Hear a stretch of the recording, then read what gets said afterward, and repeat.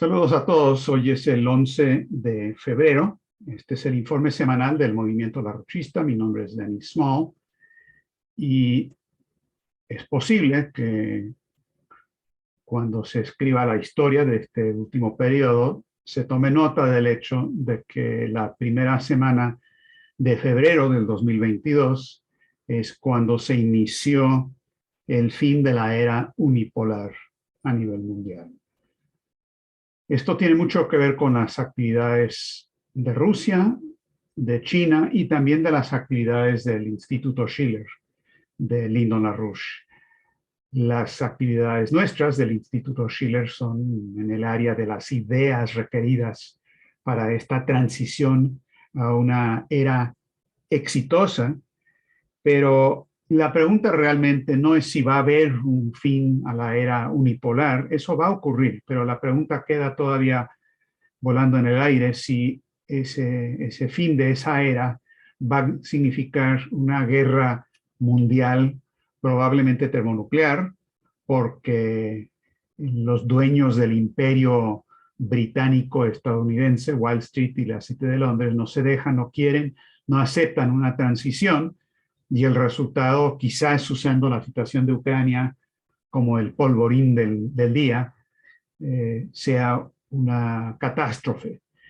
La otra posibilidad es que pasemos a un mundo no multipolar o bipolar, sino un mundo despolarizado, porque el concepto mismo de la polarización es un error de entrada y un problema de fondo que es el que se tiene que corregir. Y eso va a depender mucho de lo que pase en este periodo con el papel de Estados Unidos, obviamente. Si las fuerzas que han dominado en el último periodo, que han sido las fuerzas que buscan con los británicos la confrontación, la guerra, la defensa de la burbuja especulativa, la depresión económica, el maltusianismo disfrazado de preocupación por el cambio climático, si estas fuerzas van a seguir dominando o si más bien, como dijo Lincoln, los mejores ángeles de nuestra naturaleza, es decir, las fuerzas históricas asociadas con Washington o Lincoln o Roosevelt o LaRouche, logran resurgir. Y creo que hay bases esta semana para sentirnos, por un lado, extremadamente preocupados por la gravedad de la situación en el aspecto estratégico militar y la crisis económica, por un lado, pero por el otro lado con cierto optimismo respecto a las posibilidades. Esta semana, Rusia, junto con China, pero en particular Rusia, adoptó tres acciones, tomó tres pasos o envió tres mensajes al mundo muy particulares. El primero ocurrió apenas hace una semana, ocurrió el viernes 4 de febrero con la reunión de Putin y Xi Jinping, donde emitieron una declaración conjunta donde establecieron un nuevo modelo para las relaciones internacionales. Y dicen que no solamente va a haber cooperación entre sus dos países y que esto sirve como modelo, sino que establecen las bases fundamentales metodológicas, estratégicas para ese nuevo orden, ese mundo despolarizado. Eso por un lado. Eso fue el viernes apenas nada más. Segundo, el lunes Putin se reunió con el presidente de Francia, Macron, que fue una reunión positiva en el sentido de que ocurrió la reunión y en el sentido de que Macron por lo menos aceptó que Rusia tiene preocupaciones en cuanto a seguridad nacional que se tienen que atender, que no se pueden hacer caso omiso o actuar como si Rusia no tenga un interés, no tuviera un interés verdadero en la situación. Eso fue positivo, pero Putin aprovechó, como veremos en un momento, para enviar una serie de mensajes respecto al estatus actual del día en la falta de respuesta a la insistencia rusa sobre sus dos o tres demandas sobre seguridad nacional y también una alarma roja de nuevo por parte de Rusia, que si no se resuelve esta situación de Ucrania y las preocupaciones de Rusia, esto puede terminar en guerra y puede ser guerra termonuclear.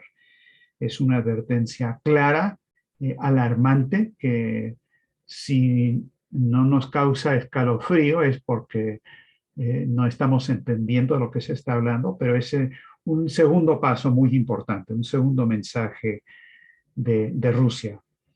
El tercer mensaje ocurrió ayer, el 10 de febrero, el jueves, en una conferencia, un seminario internacional copatrocinado por el Instituto Schiller y el Consejo Ruso de Asuntos Internacionales, la CRAI, la CRAE.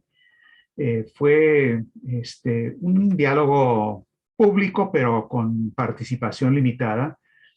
Pueden ver el archivo grabado que tenemos solamente en inglés de esa discusión. Fue extremadamente importante, no solamente por el contenido, donde los dos principales expositores fueron Helga Sepla-Rush por un lado y Andrei Kortunov por el lado del CRAE de Rusia.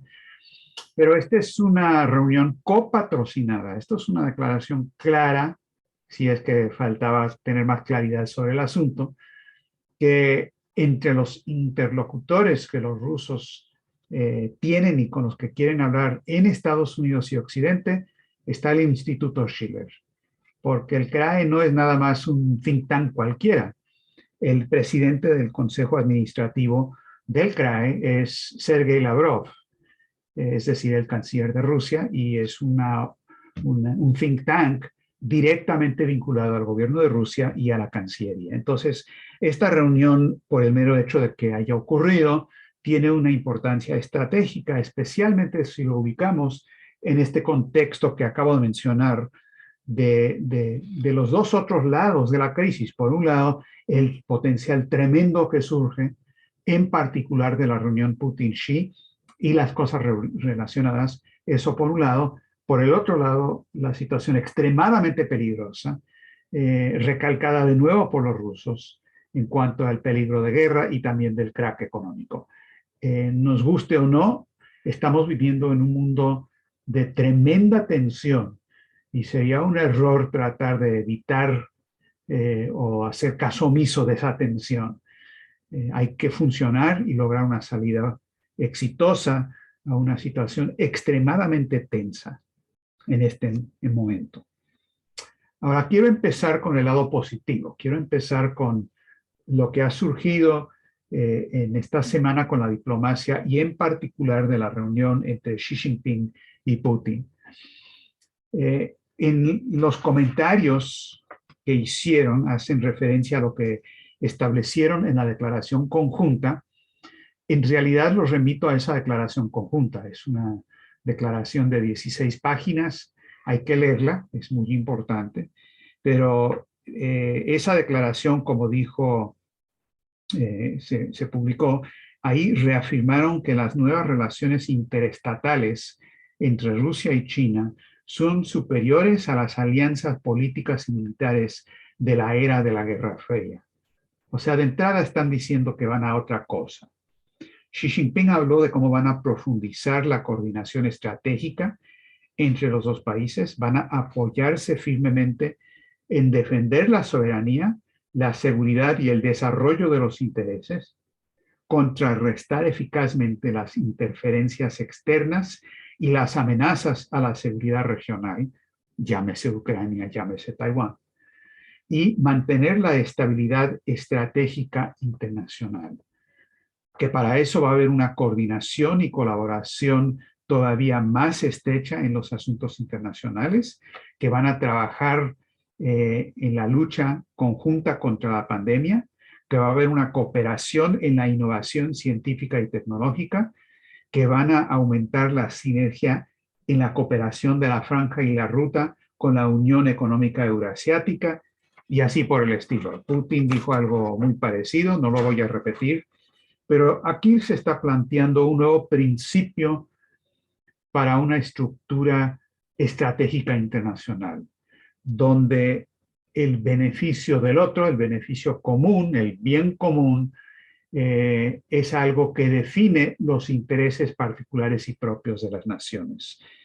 se remite, en esa declaración se remontan a la famosa declaración de los 5 principios universales establecidos en la conferencia de Bandung, que fue donde se armó por primera vez el movimiento de los no alineados, basado en lo que anteriormente Zhou Enlai había hecho en discusiones con India y en otros países. Pero esos 5 principios son el respeto a la soberanía y la integridad de cada país, territorial de cada país. Número 2, la no agresión en contra de cualquier otro país. Número 3, la no interferencia en los asuntos internos de otras naciones. La igualdad ante la ley internacional y el concepto de beneficio mutuo. Esto es muy importante, la idea de beneficio mutuo, y que todo esto es, en base a todo esto, se puede y se tiene que establecer una coexistencia pacífica. Es decir, que la paz depende no solamente de la no guerra, no depende de que cada mundo tiene miedo del otro y por lo tanto no lo provoca, tiene que ver con una redefinición de lo que es el interés nacional como lo hizo el Tratado de Westfalia. Y Helga Seppler-Rouge ha estado enfatizando últimamente, y también en la discusión que tuvo ayer con la gente del CRAE, que este concepto planteado en esa reunión de Putin y Xi Jinping es el mismo concepto de Bandung, es el concepto de Gandhi, de lo que el concepto que él tenía de la no violencia para lograr fines políticos, es el mismo concepto de Martin Luther King, es el mismo concepto de Lyndon LaRouche. Es decir, es un concepto superior, diferente y superior a cualquier concepto de unipolaridad, bipolaridad, multipolaridad. No tiene que ver con eso. No son polos de poder que establecen una relación para no matarse mutuamente. Es un concepto diferente. Es como la idea de una familia. En una familia no se establece, en una buena familia, algunas malas sí, pero no se debe establecer la idea de la multipolaridad. Es decir, en que, bueno, cada quien tiene su punto de vista y hay una coexistencia pacífica de no pisarle los callos al otro. Esas familias generalmente terminan muy mal.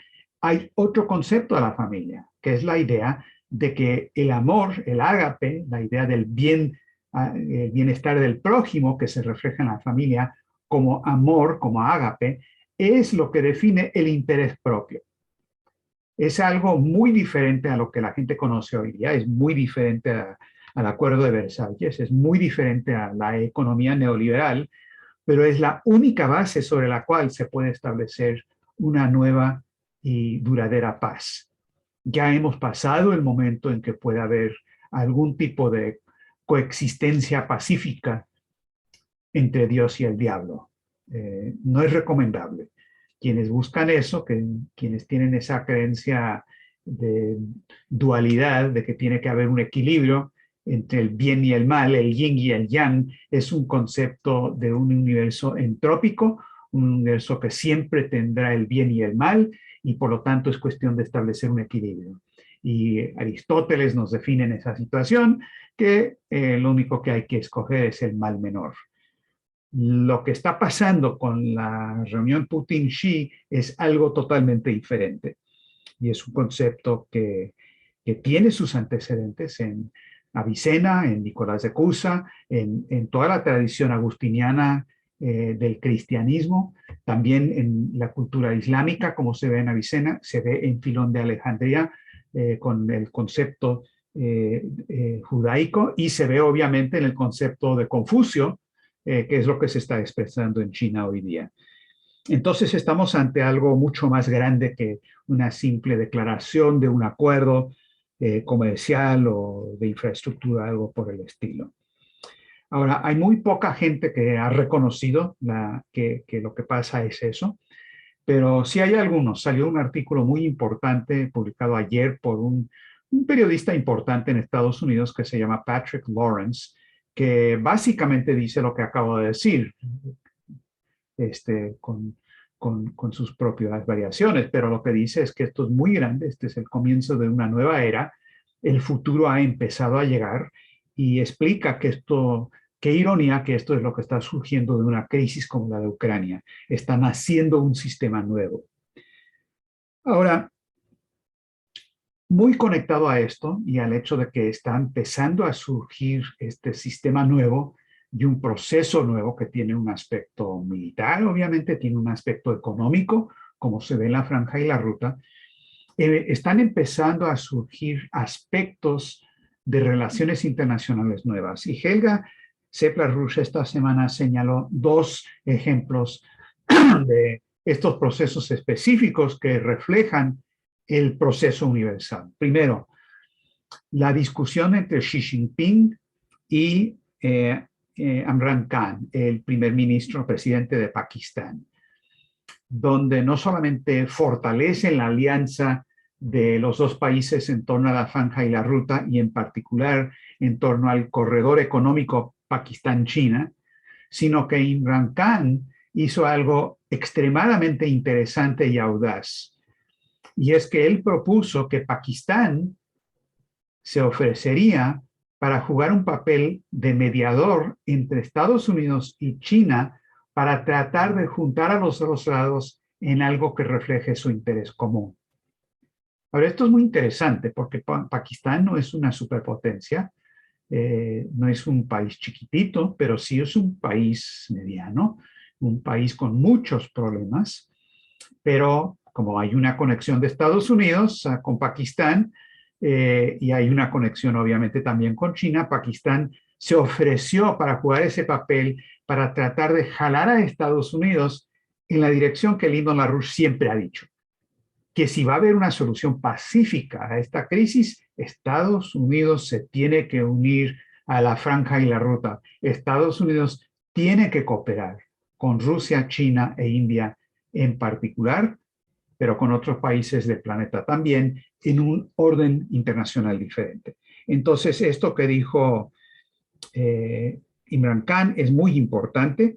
Helga Sepler-Rush lo comentó antier en una entrevista que le hicieron. Ella participó en un panel de discusiones en uno de los programas de televisión más importantes de Pakistán, que se llama PTV, Pakistan TV. Ella es muy conocida, muy respetada, y ella propuso esta idea de Avicena, la operación Avicena, y elogió lo que había dicho Imran Khan. El segundo ejemplo de esta cambio, indicación de un cambio estratégico internacional que se ha reflejado en otras áreas, es lo que ocurrió durante la gira del presidente Alberto Fernández a Rusia y a China. Y es muy importante que esto se entienda, al igual que lo de Pakistán, porque lo de Pakistán seguramente hay gente que tiene quejas muy comprensibles en contra del primer ministro, y yo no estoy diciendo que todo lo que hace Imran Khan es bueno, ni dentro ni fuera de Pakistán, pero la iniciativa que tomó es muy importante y buena. Lo mismo con Alberto Fernández, porque lo que pasó no obedece, y lo reitero, y lo recalco, y lo subrayo, no obedece a una situación interna en Argentina. Esto no es producto de la pelea faccional o política interna. La pelea interna tiene que ver en la manera en que ocurrió. Pero este planeta se movió en esa dirección porque hay un cambio de las órbitas en el sistema solar de la estrategia internacional. Y lo que dijo Alberto Fernández después de haber dado su brazo a torcer y capitulado anteriormente al Fondo Monetario, a la presión, a las amenazas de Washington, en esta ocasión sí viajó y dijo de manera muy importante en Rusia, dijo que Argentina se había metido en el corsé del Fondo Monetario Internacional y que estamos tratando de salir de ese corsé que la Argentina tenía con los Estados Unidos y el Fondo Monetario, y por lo tanto hemos firmado un acuerdo de integración estratégico con Rusia. Dijo Argentina, tiene que dejar de tener esa dependencia tan grande con el fondo y Estados Unidos para abrirse camino hacia otros lados. el contexto es muy favorable para vincularnos más entre Rusia y Argentina, y lo mismo pasó con China, donde obviamente firmó el acuerdo para un memorándum de entendimiento con la Franja y la Ruta. Ahora, hay 20 países latinoamericanos que ya firmaron con la Franja y la Ruta. Hay 146 países a nivel internacional que han firmado, pero esta firma cobra singular importancia, porque hasta ahora la presión de Washington y de Londres había sido suficiente para garantizar que ni Argentina, ni Brasil, ni México, los tres países grandes, que había logrado que no firmaran un memorándum de entendimiento con la Franja y la Ruta. Y lo que nosotros insistimos desde el año pasado es que Fernández tenía que ir porque esto abría a China, porque abriría las posibilidades de todo el continente para vincularse con la Franja y la Ruta.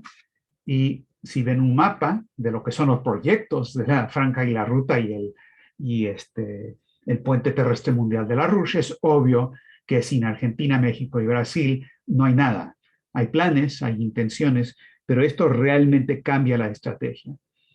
Esto no lo estoy diciendo yo nada más, esto lo están diciendo los enemigos de China, los enemigos de la Franja y la Ruta, los portavoces de Wall Street, gente como Evan Ellis, que es un profesor de la Escuela Superior de Guerra de Estados Unidos, el National Defense University, un experto en Latinoamérica, un títere totalmente del establishment, que está histérico con lo que hizo Fernández y con lo que significa esta apertura a la Franja y la Ruta que está ocurriendo en todo el continente, y señala las dificultades, que si Nicaragua, que si Perú, que si Honduras, que si caray, qué pasa en Brasil con Lula, etcétera, etcétera.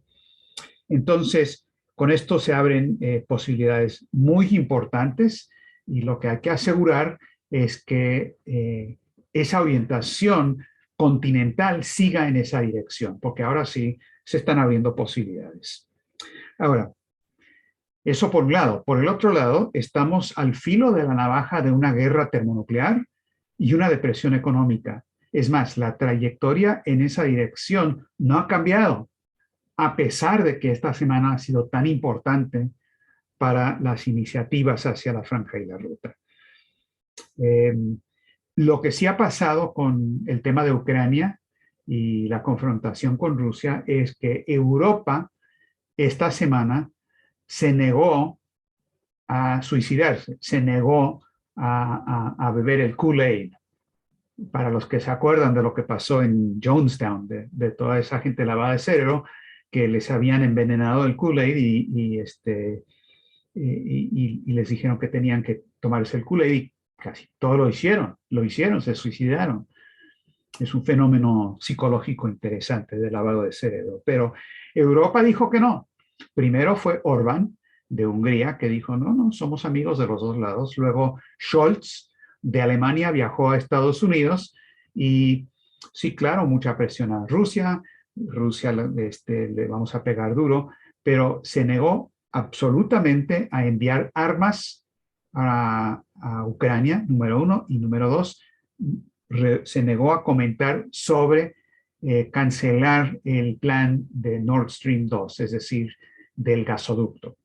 Eso, claro, le ganó una serie de ataques de la misma gente que ahora está atacando a Alberto Fernández porque no se sumó 1000% a la ofensiva bélica. Y luego vino la reunión de Macron con Putin, que, como les dije, es muy importante porque Macron no es que no se haya echado atrás con la cuestión de Ucrania, sigue insistiendo que se tiene que permitir la entrada de cualquier país que quiera a la OTAN, pero reconoce que Rusia tiene un interés estratégico válido. Ahora, Peskov, el representante del Kremlin, dijo que la reunión había sido muy constructiva y realmente se han establecido relaciones muy sustanciales entre Putin y Macron. Y luego le preguntaron que si habían llegado a un acuerdo negociado para poder reducir los conflictos. Y él dijo, no, no, de ninguna manera, Moscú y París no podían hacer ningún acuerdo. Simplemente es imposible. Francia es un país prominente en la Unión Europea. Francia es miembro de la OTAN, pero París no es el líder ahí. En este bloque, un país muy distinto, es decir, Estados Unidos, es el que está a cargo. Así que, ¿de qué acuerdos podríamos hablar con Francia? Y luego Putin, después de hablar 6 horas con Macron, reiteró que no ha habido una respuesta adecuada, no ha habido respuesta alguna por parte de Estados Unidos y la OTAN a lo que ellos han planteado. Dijo, ellos no cumplen nada, pero esperan que nosotros cumplamos con todo. No juguemos a este juego. Este es un arenero, un juego de arena de los niños. Este es un arenero malo. No nos gusta este juego. De nuevo, Putin está diciendo que no va a seguir jugando dentro del marco establecido. Él está fuera buscando otros flancos. Y luego dice, ninguna de las cuestiones fundamentales planteadas por Rusia, como la no expansión de la OTAN, que no desplieguen sistemas de asalto cerca de nuestras fronteras, que se devuelva la infraestructura de la OTAN a donde estaba en 1997, ninguna de estas fueron respondidas, ni siquiera con un simple sí o no. La impresión es que ni siquiera planteamos esas cuestiones. Simplemente las dejaron pasar desapercibidas. Lo que vemos ahí en las respuestas son clichés políticos y propuestas relacionadas a cuestiones menores.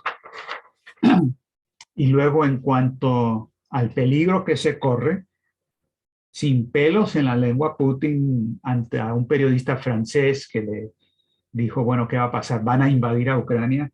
Putin se enojó muy calmadamente, como suele hacerlo, y dijo, ¿se dan cuenta de que si Ucrania entra en la OTAN y decide recuperar Crimea por medios militares, los países europeos se verán automáticamente arrastrados a un conflicto militar con Rusia?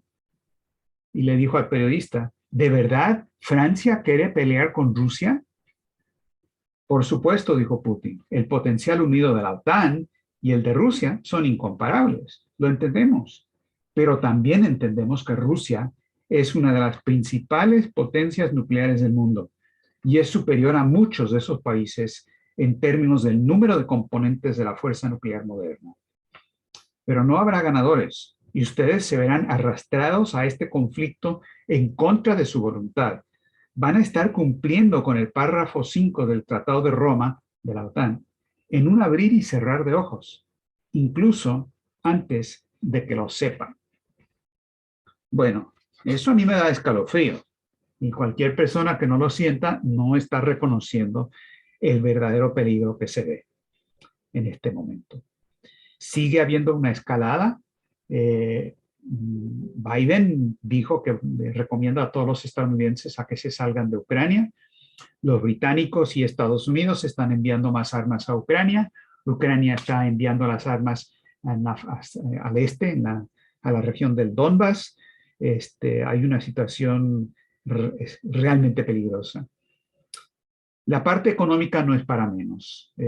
Estados Unidos esta semana anunció que la tasa de inflación, que era del 7%, había aumentado a 7.5%, el promedio anualizado.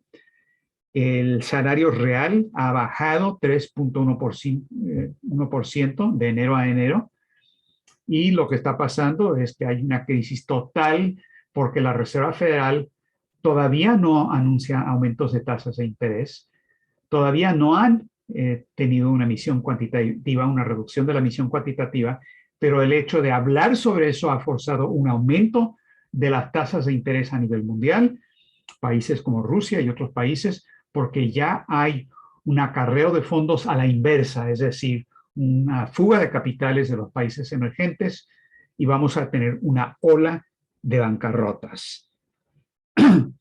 Ahora, ante esto, bueno, ¿cuál es la opción? Claramente tenemos que tener un cambio fundamental en Estados Unidos.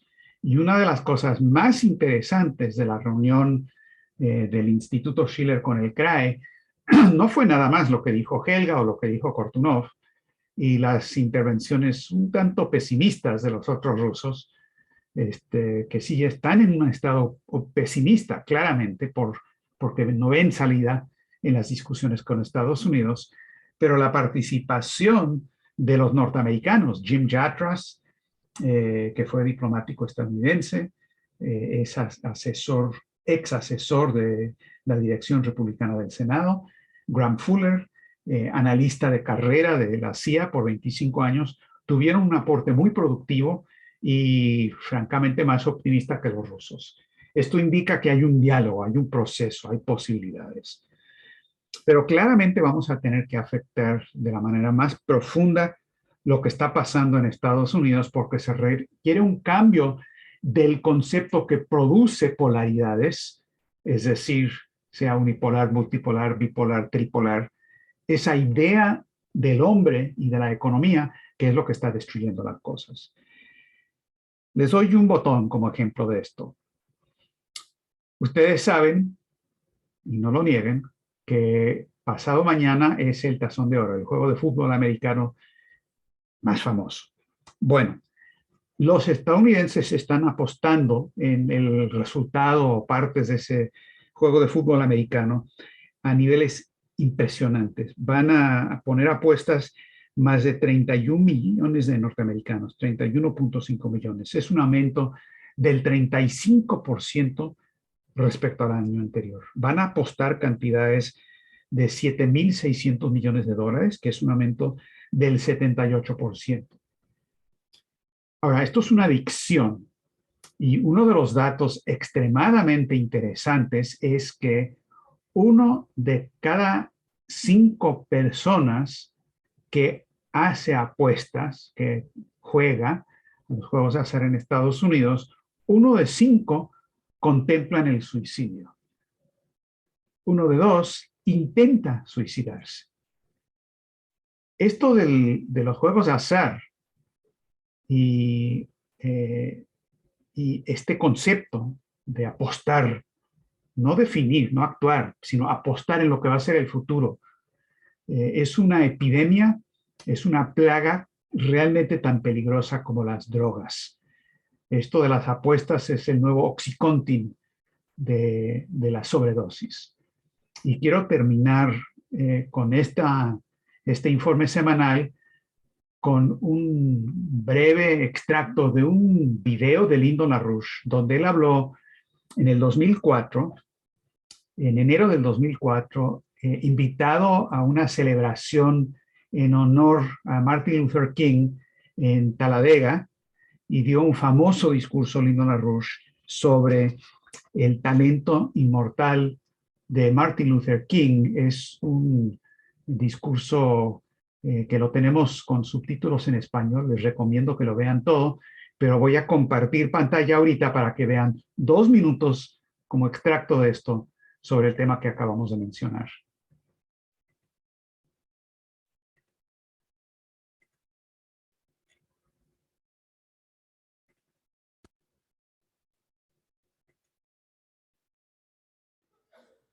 We don't believe in developing people.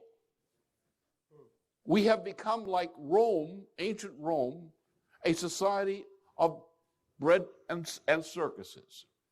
Get your crumbs and be entertained. And the entertainment gets more and more vicious as it goes along. For example, today, do people work? Is their mentality one of working? Do they believe in work? Do they believe the society gives them the opportunity to work? No. It doesn't. It gives them the opportunity to get some money. What is the biggest growth industry in the United States? Gambling. What is Wall Street? Gambling. What is Enron? Gambling. What are these guys that are going to jail in New York? Gamblers. The mentality of the country is that if you're getting lucky and winning the lottery and winning at the track that you're getting ahead. Even though your industry is collapsing, your farm is gone, the city government can no longer afford to take care of your essential needs, we've gone into become a gambling society. We rely on what? Mass entertainment. What kind of mass entertainment? Is this something you really should be ashamed of? We no longer regard human beings as human. We no longer understand what is human. I've started a youth movement some 4 years ago. It concentrates on young people 18 to 25 years of age.